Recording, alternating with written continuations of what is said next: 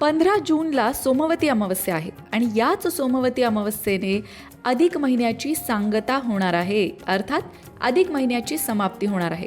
आता अधिक महिन्याच्या शेवटच्या दिवशी अर्थात समाप्तीच्या दिवशी सोमवती अमावस्या आल्यामुळे या दिवसाचं महत्त्व अधिकच वाढलंय. मग नक्की या दिवशी काय करायला पाहिजे, काय करू नये, त्याचबरोबर अधिक महिन्यात जे तुम्ही व्रतवैकल्य संकल्प जे काही घेतले असतील त्याची सांगता कशा प्रकारे या दिवशी करायची आहे, या सगळ्याबद्दल अगदी थोडक्यात जाणून घेऊया. सगळ्यात आधी बोलूया अधिक महिन्याच्या सांगतेविषयी. अधिक महिन्याची जी सांगता आहे ती सुद्धा भगवान श्रीहरी विष्णूंच्या पूजेनेच करायची आहे. पण आता या दिवशी सोमवती अमावस्या सुद्धा आलेली आहे, त्यामुळे तुम्ही भगवान श्रीहरी विष्णू आणि महादेव यांची एकत्र पूजा केली तरी सुद्धा चालणार आहे. धर्मसिंधू, स्कंदपुराण, पद्मपुराण या अनेक ग्रंथांमध्ये सोमवती अमावस्येचं महात्म्य वर्णन करण्यात आलेलं आहे. त्यामुळेच या सोमवती अमावस्येच्या दिवशी दान करणं, जप करणं, त्याचबरोबर पितृतर्पण करणं विशेष पुण्यदायी मानलं जातं. आता त्यातही अधिक महिन्याची समाप्ती याच दिवशी असल्यामुळे ज्यांचे कुणाचे अधिक महिन्याचे व्रतवैकल्य असतील त्या सगळ्या व्रतवैकल्यांची सांगता या दिवशी होणार आहे. मुख्यत्वे करून ज्यांचं अधिक महिन्याचं वाण द्यायचं राहिलेलं आहे ते या दिवशी देऊ शकतात. 30+3 अर्थात 33 अनरसे किंवा 33 बत्तासे, फळं या सगळ्याचं दान तुम्ही या दिवशी करू शकता. आता ज्यांनी अधिक महिन्याचे महिन्याभराचे उपवास केले होते किंवा महिन्याभराचा कुठला तरी संकल्प घेतला होता त्या संकल्पाची सांगता या शेवटच्या दिवशी मेहूण जेवायला घालून तुम्ही करू शकता. दानधर्म करून सांगता करू शकता.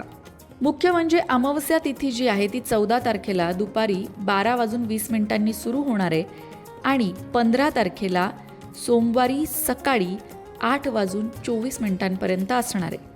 15 तारखेला सकाळी लवकर उठावं, भगवान श्रीहरी विष्णू आणि महादेव यांची दोघांचीही सागर संगीत पूजा करावी. त्याचबरोबर एक प्रार्थना नक्की करावी, ती म्हणजे हे परमेश्वरा, अधिक मासातील माझ्या सर्व साधना तुला समर्पित असो. ही भावना आणि ही श्रद्धा असायला हवी.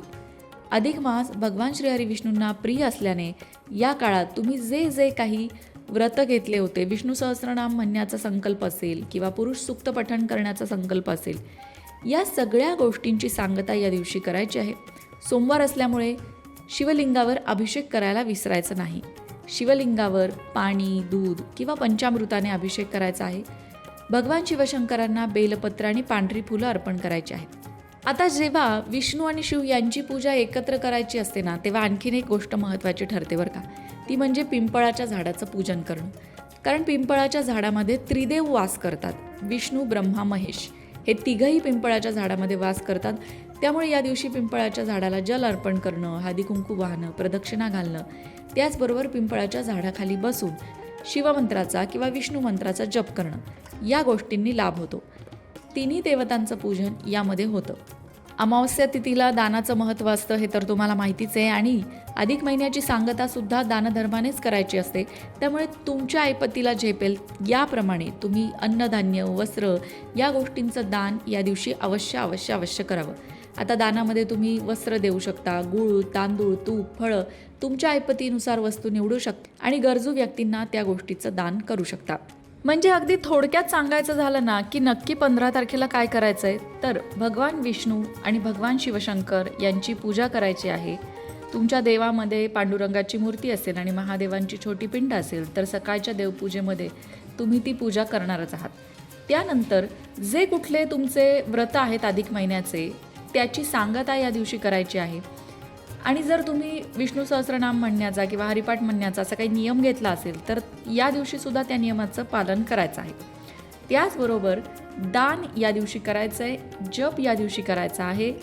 अधिक महिना हा आत्मशुद्धी, जप, दान, भक्ती यांचा महिना मानला जातो. त्याची सांगता सोमवती अमावस्येसारख्या पुण्यदायी तिथीने होत असल्याने या दिवशी स्नान, दान, जप, पितृस्मरण, शिव आणि विष्णू स्मरण, उपासना या आध्यात्मिक गोष्टींना महत्त्व आहे. शास्त्रानुसार हा दिवस केवळ धार्मिक कर्मकांडासाठी नसून आत्मपरीक्षण, क्षमा याचना, नवीन सकारात्मक संकल्प करण्यासाठीही उत्तम मानला गेला आहे. माहिती आवडली असेल तर कमेंट बॉक्समध्ये जय हरी विठ्ठल किंवा ओम नमः शिवाय लिहायला विसरू नका. अशाच प्रकारच्या माहितीपूर्ण व्हिडिओंसाठी लोकमत भक्ती चॅनलला सबस्क्राईब करा आणि बेल आयकॉनवर सुद्धा क्लिक करा, म्हणजे आमच्या नवनवीन व्हिडिओचं नोटिफिकेशन तुम्हाला मिळत राहील.